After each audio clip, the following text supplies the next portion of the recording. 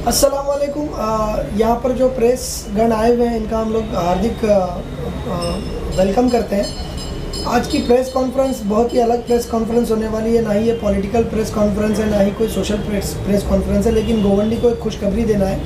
आज हमारे बीच जो शख्सियत बैठी हुई है, शफीउद्दीन सिद्दीकी, ये एक बहुत बड़ी हस्ती हो गई है। हमारे बीच से ही इनको एक बहुत बड़ा पोस्ट मिला है, पोजीशन मिला है, जिसे यूपीएससी जो दुनिया की सबसे कठिन एग्ज़ाम है उसको क्रैक करने के बाद ये इन्हें पोजीशन मिली है। आईईएस की पोजीशन मिली, इंडियन इंजीनियरिंग सर्विसेज की। तो आज शफ़ी भाई को इंट्रोड्यूस करने के लिए और शफ़ी भाई का जो ये जर्नी रही है, स्ट्रगल की जर्नी रही कि गोवंडी से निकलकर इतनी बड़ी पोजीशन हासिल करना, वो उन्होंने कैसे किया था, इसीलिए प्रेस कॉन्फ्रेंस बुलाई गई है। और इतनी अच्छी ख़बर पहुंचाने के लिए जो भी प्रेस के मीडिया के लोग यहाँ पर आए हैं, हम उनका दिल से शुक्रिया अदा करते हैं। और गोवंडी के पहले ये ऑफ़िसर हैं जो क्लास 1 ऑफ़िसर बने हैं। ये बहुत बड़ी खुशखबरी की बात है। इसीलिए आप पूरा प्रेस कॉन्फ्रेंस देखिए और ये जो वीडियो है ये बच्चों के साथ शेयर कीजिए ताकि गोवंडी के और जो स्टूडेंट्स हैं वो कहीं ना कहीं इंस्पायर हों। शफी भाई, आपको बहुत बहुत मुबारक हो कि सबसे पहले आपने इतनी बड़े एग्ज़ाम को प्रिपेयर किया और इतनी छोटी सी बस्ती में रहकर आपकी जो सबसे पहले हम लोग जानना चाहेंगे कि आपकी बेसिक एजुकेशन कहाँ से हुई है। जी शुक्रिया बुलाने के लिए मुझे। मेरी बेसिक एजुकेशन जो है, प्राइमरी एजुकेशन 12th स्कूलिंग जो है वो गोवंडी से हुई है, अंजुमन फलाहुल इस्लाम स्कूल से। मैंने यहाँ पर ही रह कर पढ़ाई की है बेसिक एजुकेशन। फिर 11-12 जो है कॉलेज की स्वामी विवेकानंद चेंबूर से हुई है। और मैंने जो bachelor of engineering civil engineering की है वो साबू सिद्दीक कॉलेज से हुई है। जानना चाहते हैं कि जो आईएएस और आईपीएस होता है, क्या ये आईपीएस का भी एग्जाम, इंजीनियरिंग सर्विसेज का एग्जाम वो भी यूपीएससी कंडक्ट करवाता है, तो ये दोनों एग्जाम के इक्विवेलेंट है? जी देखिए, ये दोनों एग्ज़ाम में मेन डिफरेंस क्या है। पहला जो है सिविल सर्विस का है, उसमें जो आईएएस का होता है एडमिनिस्ट्रेटिव सर्विस, वो जो है वो सारा सर्विस इंक्लूड होता है, उसके अंदर बहुत सारे डिपार्टमेंट होते हैं। और आईपीएस, आईआरएस, आईएफएस ये सब में एक मतलब फिक्स टाइप का ही जॉब होता है। जैसे पुलिस है, क्रिमिनल लॉ, ये सब से रिलेटेड होता है। आईआरएस है वो रेवेन्यू। उसी तरह से ये इंजीनियरिंग सर्विस होता है। इसमें ये इंजीनियरिंग से रिलेटेड जो भी है इंफ्रास्ट्रक्चर है, जो भी काम करना है, सिविल अगर सिविल किया है तो इंफ्रास्ट्रक्चर से रिलेटेड काम है। जैसे रोड हो गया, ब्रिज हो गया, टनल हो गया, डैम्स हो गए, बिल्डिंग्स हो गई, ये सब का कंस्ट्रक्शन, इसका मेंटेनेंस देखने के लिए इंजीनियरिंग सर्विस होता है। तो जो इसका लेवल है वो इक्विवेलेंट होता है एएस का, जो ग्रेड पे है, जो सैलरी है, सारी चीज़ें सेम होती है। जो आईएएस आईपीएस की होती है वो सेम आईईएस की भी होती है। हम ये कह सकते हैं कि आप टेक्निकल आईएएस ऑफिसर ही हैं? जी। जो एएस का एडमिनिस्ट्रेटिव सर्विस का जो पावर होता है, जो अथॉरिटी होती है उसमें एडमिनिस्ट्रेशन में, वो इंजीनियरिंग में आईएएस की सेम पावर होती है इंजीनियरिंग में से रिलेटेड। गोवंडी जहाँ पर एक जगह नशे और क्राइम के लिए बहुत फेमस है, जहाँ ब्लैक लिस्टेड माना जाता है गोवंडी को, जहाँ गोवंडी के स्टूडेंट्स गोवंडी अपना एड्रेस बताने से शर्माते हैं और जहाँ कत्ल बहुत ज़्यादा होते हैं, ऐसी जगह पर रहकर आपने पढ़ाई की और इतने बड़े एग्ज़ाम्स का आपने सोचा कि आपको डर नहीं लगा? नहीं, देखिए ये एग्ज़ाम की ये थोड़ी लंबी जर्नी थी। मैंने जब स्टार्ट किया था, जब मेरा फाइनल ईयर कंप्लीट हुआ था तो मैं दिल्ली चला गया था। वहाँ पे मैंने एग्ज़ाम की तैयारी की, तो मेरा फर्स्ट टाइम में नहीं निकला था ये एग्ज़ाम। उसके बाद मैंने पढ़ा तो मेरा रेलवे निकल गया था। फिर रेलवे ज्वाइन करके फिर मैंने पढ़ा तो मेरा महाराष्ट्र पब्लिक सर्विस एमपीएससी में स्टेट इंजीनियरिंग सर्विस निकल गया था। तो कंटिन्यू मेरी ये जर्नी बहुत लंबी रही है। ये मेरा 3rd अटैम्प्ट है जिसमें मुझे ये मिला है। तो ये जो है यहाँ पे जो माहौल है अपने एरिया का, पढ़ाई से मुझे नहीं लगता कि बहुत ज़्यादा, मतलब अगर पढ़ने वाला है कोई लड़का या पढ़ने वाला स्टूडेंट है तो बहुत ज़्यादा उसको वो नहीं कर पाएगा या असर नहीं करेगी ये चीज़ें। अगर वो सेल्फ मोटिवेटेड है, डिसिप्लिन में है तो कर ले जाएगा वो। आपकी जर्नी जानने से पहले एक बहुत ही मतलब कॉमन सी बात है जो हर एक स्टूडेंट को बोली जाती है, जहाँ मैं भी पढ़ाई करता था, मैंने भी अपने टीचर से सुना है कि गवर्नमेंट ऑफिसर्स में, गवर्नमेंट का जो जॉब होता है, गवर्नमेंट ऑफिसर जो होते हैं इसमें मुसलमानों के साथ कहीं ना कहीं भेदभाव किया जाता है। तो आपके साथ ऐसी कोई आपकी जर्नी में या आपके इंटरव्यू में या आपके प्रीलिम्स या मेंस के एग्ज़ाम में कोई भेदभाव आपको नज़र आया? नहीं, बिल्कुल नहीं। भेदभाव से रिलेटेड मैं आपको बताता हूँ। ये अभी मैं जो पोस्टेड हूँ महाराष्ट्र में, असिस्टेंट इंजीनियर की पोस्ट पे हूँ स्टेट गवर्नमेंट में। तो वहाँ पे जो लोग हैं वो मतलब महाराष्ट्र के लोग हैं, गांव के लोग हैं, वो बहुत रिस्पेक्ट देते हैं। हम मिलके एकदम काम करते हैं, तो कभी मुझे भेदभाव फील नहीं हुआ। और मैं ये भी बता दूं कि जो ईएस का मैंने एग्ज़ाम दिया आईएएस का, उसके इंटरव्यू में मैं सेकंड हाईएस्ट हूँ। तो फर्स्ट वाले को 140 मिला है, मुझे 134 मिला है इंटरव्यू में।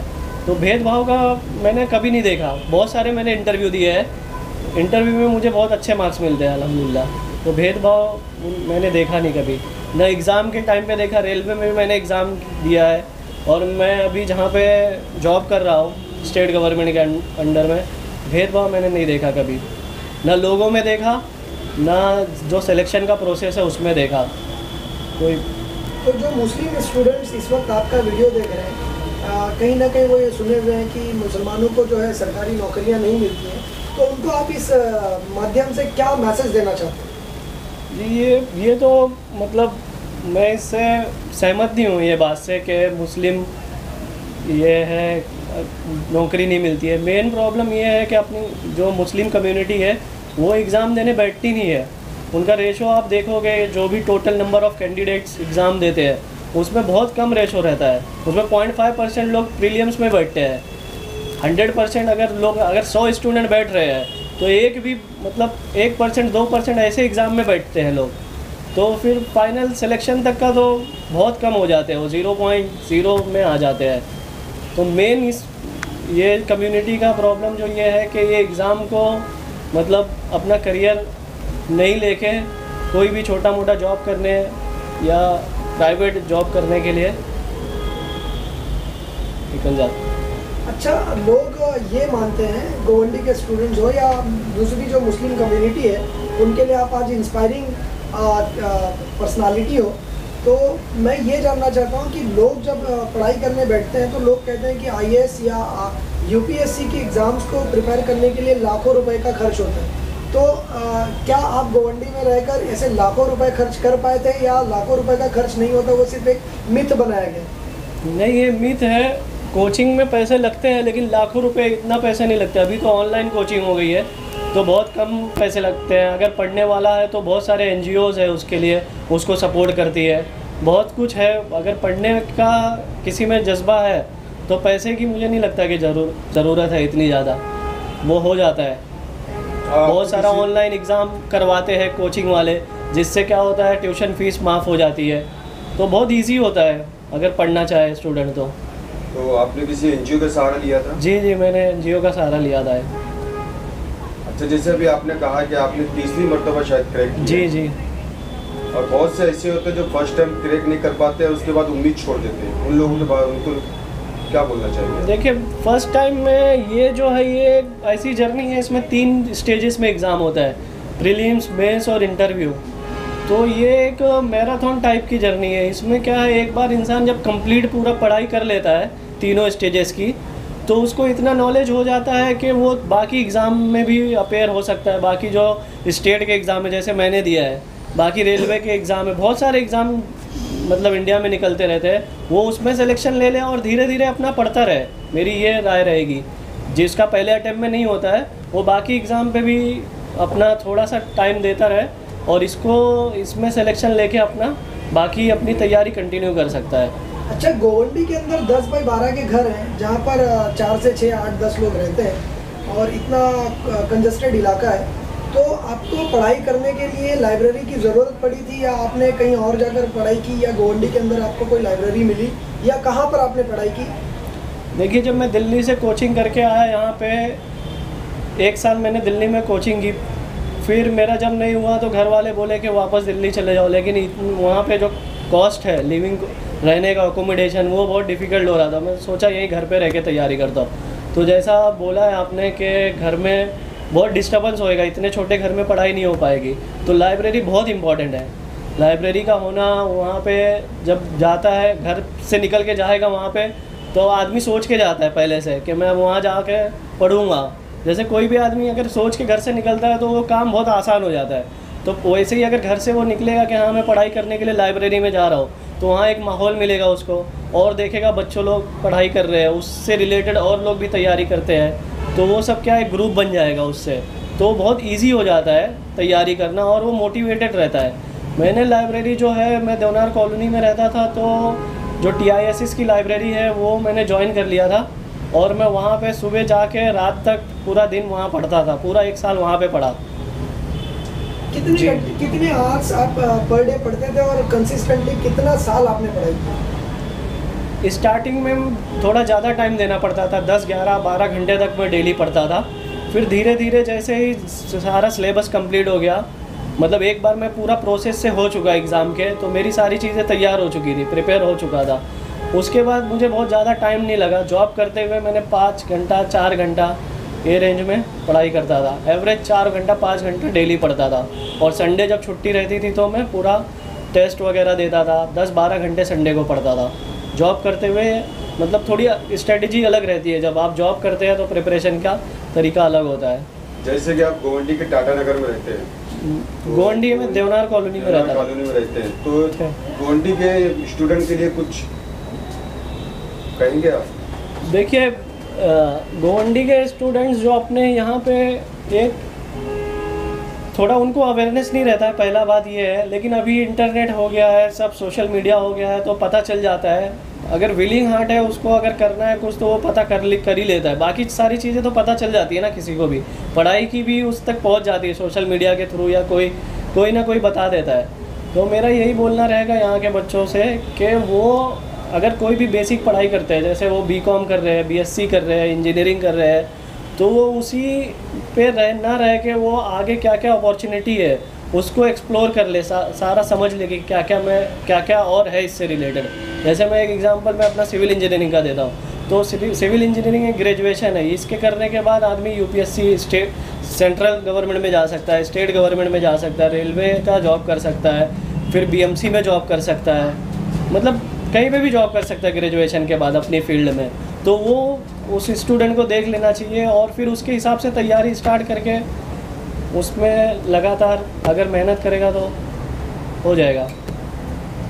गोवंडी के स्टूडेंट्स जिनको स्कूल्स कॉलेजेस में मार्क्स कम आते हैं, तो क्या ऐसे स्टूडेंट्स भी IES या IAS या ऐसी कोई गवर्नमेंट एग्ज़ाम्स की तैयारी कर सकते हैं?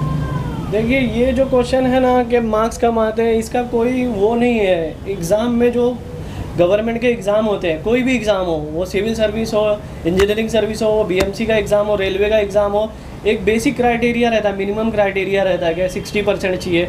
उसके ऊपर आपके मार्क्स है तो वो मार्क्स वो नहीं देखते, वो खुद अपना एग्ज़ाम लेते हैं। वो एग्ज़ाम आप क्वालिफाई करेंगे तो वो अपना चयन सिलेक्शन हो जाता है।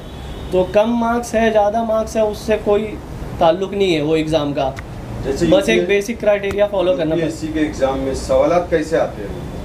UPSC के एग्ज़ाम में अब वो डिपेंड करता है कि कौन से, अगर इंजीनियरिंग सर्विस है तो इंजीनियरिंग से रिलेटेड आते हैं, जनरल क्वेश्चंस भी आते हैं, ज्योग्राफी, हिस्ट्री, ये सब भी होता है। तो हर जैसा शोबा है वो हिसाब से, फील्ड के हिसाब से सवाल पूछे जाते हैं। तो कैसे आते हैं? एक सवाल और 4 जवाब ऐसे करके आते हैं? हाँ, जो पहला एग्ज़ाम होता है वो एक सवाल होता है, उसमें मतलब MCQ टाइप का होता है, उसमें 4 जवाब होते हैं। इसको प्रिलिमिनरी एग्ज़ाम बोलते हैं। फिर जो मेंस होता है वो रिटन होता है, वो उसमें लिखना होता है। फिर इंटरव्यू में वाइवा टाइप का होता है। अच्छा, गोवंडी के और बच्चे आप जैसा बने, ऑफिसर बने और आगे बढ़े, इसके लिए एक क्या चेंजेस आप देखते हो कि वो गोवंडी के अंदर होनी चाहिए? देखिए, एक चेंजेस नहीं, बहुत सारे चेंजेस करने पड़ेंगे यहाँ पे अगर वो बने। सबसे पहला चेंजेस मुझे लगता है ना, ग्राउंड लेवल पे जो करना है, सबसे पहला चेंज ये है कि स्टूडेंट को ना मोटिवेट करना, स्टूडेंट को इसके बारे में बताना कि ये सारे एग्ज़ाम होते हैं, ये चीज़ें होती है। अब उनको मतलब गाइड करना, उनके करियर जो गाइडेंस प्रोग्राम चलाना। जिम नाम का नहीं, ये program ground level, root level पे कैसे होगा, जो टीचर्स है वो बहुत अच्छा काम कर सकते हैं इसमें, वो सारा कुछ समझ ले, क्योंकि वो रोज़ इंटरेक्ट होते हैं स्टूडेंट से, वो अच्छे से स्टूडेंट को रोज़ एक्सप्लेन कर सकते हैं। तो सबसे पहली बात ये हो गई कि रूट लेवल पे इस टीचर्स का जो काम है वो बच्चों को गाइड कर दे, करियर गाइडेंस वही दे टीचर, बच्चों को क्या करना है क्या नहीं है सब कुछ बताए उनको। एक्सपर्ट्स भी बुलाए जा सकते हैं, फील्ड के ऑफिसर्स बुलाए जा सकते हैं, करियर काउंसलिंग करवाई जा सकती है। सेकंड इम्पॉर्टेंट जो चीज़ है जैसे अगर कोई बच्चा पढ़ना चाहता है तो उसको फ़ीस का भी प्रॉब्लम हो जाता है कभी कभी, कि वो फाइनेंशियली इतना स्ट्रांग नहीं रहता है, तो वो NGO को अप्रोच कर सकता है, या बहुत सारे लोग हेल्प करने के लिए है, बस अगर पढ़ने की कोशिश हो तो हो जाती है। और थर्ड जो चीज़ है वो पढ़ाई का जो माहौल यहाँ पे डेवलप करना पड़ेगा, एक ग्रुप ऐसा बनाना पड़ेगा, मतलब जो इनको इम्पोर्टेंस बताए, एक ऐसा मतलब माहौल टाइप गाइड की ज़रूरत है। तो अगर लाइब्रेरी वगैरह अगर खुल जाती है, 1-2 प्लॉट में एक लाइब्रेरी अगर हो, मैं तो बोलूँगा ना एक प्लॉट में एक लाइब्रेरी हो, हर प्लॉट में एक लाइब्रेरी हो, जैसे एक टॉयलेट बाथरूम है ना हर प्लॉट में, वैसे हर प्लॉट में ना एक लाइब्रेरी होनी चाहिए। तो उसमें क्या होएगा, माहौल बना रहेगा। अभी 100 बच्चे अगर आने, 10 भी आएंगे, 10 भी कंसिस्टेंटली पढ़ेंगे तो एक बच्चा निकलेगा। धीरे धीरे ये क्या बढ़ता जाएगा, 1 निकलेंगे, 2 निकलेंगे, समझ रहे हैं। तो एक साथ जादू कभी नहीं दिखता। देखिए ना मेरी जर्नी देखिए, जादू दिखा ही नहीं है। जब से मैंने चालू किया, पहले छोटा एक एग्ज़ाम, सेक्शन इंजीनियर था मैं इसमें रेलवे में, उसके बाद मैंने स्टेट लेवल का एग्ज़ाम दिया, फिर सेंट्रल का एग्ज़ाम दिया, तो कैसे स्टेप बाय स्टेप हुआ है। तो वैसे ही इसमें भी जो है, जो बच्चों को इस एग्ज़ाम की, गवर्नमेंट एग्ज़ाम की जो वो उनके अंदर अगर उनका रुझान बनाना है गवर्नमेंट, तो पहला स्टेप यही है कि असातिज़ा जो भी हमारे टीचर्स हैं उनको मेहनत करना पड़ेगा। सेकंड वाला इन्वायरमेंट थोड़ा क्रिएट करना पड़ेगा। थर्ड वाला फाइनेंशियली असिस्टेंट देना पड़ेगा। एंड फोर्थ जो है वो लाइब्रेरी बहुत इंपॉर्टेंट है। लाइब्रेरी अगर हर प्लॉट में एक हो जाए, और एक बड़ी लाइब्रेरी भी हो जहाँ पे बुक्स वगैरह रहे, तो उससे भी, क्योंकि सब कोई अफोर्ड नहीं कर सकता, कोई बुक्स ऐसी रहती है बहुत महंगी होती है, उसमें से कुछ ही चीज़ें पढ़नी होती है, तो लोग ख़रीदते नहीं है। तो वो एक सेंट्रल लाइब्रेरी करके बोल के उसमें वो सारी बुक्स रख दी जाए, ताकि वो रेफ़र कर ले बच्चा जब ज़रूरत पड़ी। अच्छा, ये कौन सी क्लास से 10वीं या 12वीं से आदमी को सोचना चाहिए कि मुझे UPSC करना है? कहाँ से मतलब उसको टारगेट बना के चलना पड़ेगा? नहीं, ऐसा ये कुछ नहीं है, ऐसा टारगेट वो कहाँ से बना सकता है। मैं इसमें ये बोलूँगा कि जब वो 12th में है या 10th में है, जब 10th में है तो 10th का सोचे हो कि मुझे 10th में एकदम अच्छा करना है, मेरे जो भी सब्जेक्ट है उसको अच्छा करके मुझे ज़्यादा परसेंटेज लाना है। फिर जब 12th में आया तो 12th का सोचे। फिर जब वो ग्रेजुएशन कर रहा है, इंजीनियरिंग कर रहा है, मेडिकल कर रहा है, तो उसमें अपना 100% है, अदर एक्टिविटीज़ में पार्टिसिपेट करे। और फिर जब ग्रेजुएशन होने वाला रहे 1-2 साल पहले वो प्रिपरेशन स्टार्ट कर सकता है। तो ऐसा ज़रूरी नहीं कि 10वीं से चालू कर दे, 12वीं से चालू कर दे। बहुत बहुत शुक्रिया शफीउद्दीन भाई, आपने बहुत सारी चीज़ें शेयर की। हम उम्मीद करते हैं कि आगे भी आप गोवंडी के लिए इसी तरह खड़े रहेंगे और गोवंडी के बच्चों के लिए एक लैम्प की तरह काम करेंगे और उन्हें गाइड करते रहेंगे। बहुत बहुत शुक्रिया, आपको बहुत बहुत बधाई हो। गोवंडी वालों को अगर कोई ज़रूरत पड़ी आपकी, तो आप तैयार हैं? जी जी बिल्कुल बिल्कुल, जब भी जो भी ज़रूरत पड़ेगी, क्योंकि मैंने मेरी स्कूलिंग, कॉलेज और इंजीनियरिंग यहाँ पे रहकर की है, तो मुझे ना गोवंडी वाले बच्चों का सारा चीज़ पता है कि इनका सिस्टम कैसा होता है। जो अदर बच्चे रहते हैं बाहर के, जो है जो अदर मतलब इलाइट क्लास जिसको बोलते हैं, अच्छे घरों से आते हैं, उनमें और इनमें क्या डिफरेंस है, इनके क्या प्रॉब्लम होते हैं, तो ये सब मैं बारीकी से समझता हूँ। तो मैं बहुत अच्छे से कनेक्ट हो पाऊँगा यहाँ के बच्चों से, इसीलिए मैं कनेक्ट रहना चाहता हूँ।